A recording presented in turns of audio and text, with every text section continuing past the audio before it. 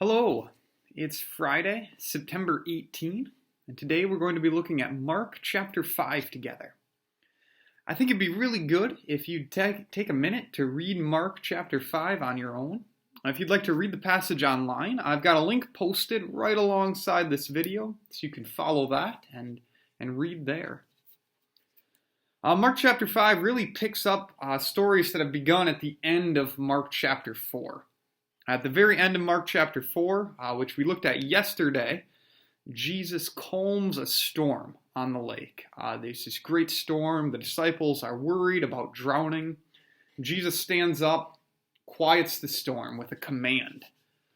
Then with today's reading, we get a story. Jesus encounters this man who's possessed by demons, and Jesus drives the demons out and brings this man healing and peace at last.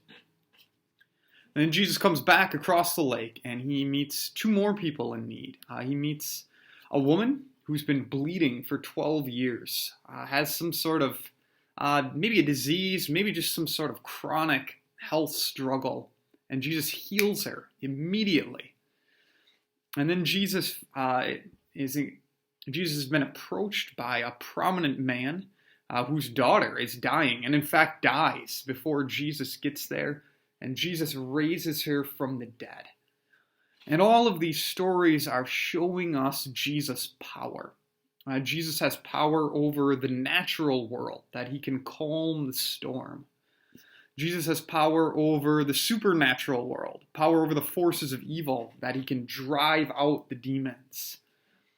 Jesus has power over health and sickness and disease, and that he's able to restore this woman to health when doctors have been unable to do anything for her. Jesus has power over death itself, that he's able to come to this girl who's dead and bring her back to life. And a couple of times we get this reflection, especially really in yesterday's reading. The disciples reflect on, who is this that can do these things? And the answer is that Jesus is God. He's the Son of God. That's why he has authority over all these different areas of our lives and our world. Jesus is divine. He has God's power, and he uses God's power to bring this healing, restoration, and peace. And so these stories show us that Jesus is able to take care of us, no matter what kind of difficulty we might face. All of these threats are things that are totally beyond human control. And Jesus deals with them easily.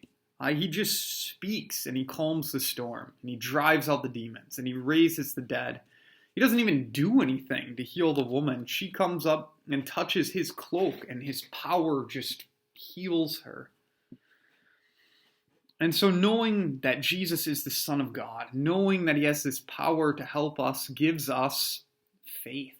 It means that we can trust him, that we can trust that he's able to help us. It's not a guarantee that Jesus is going to take away all our troubles right away, but it's an assurance that he can.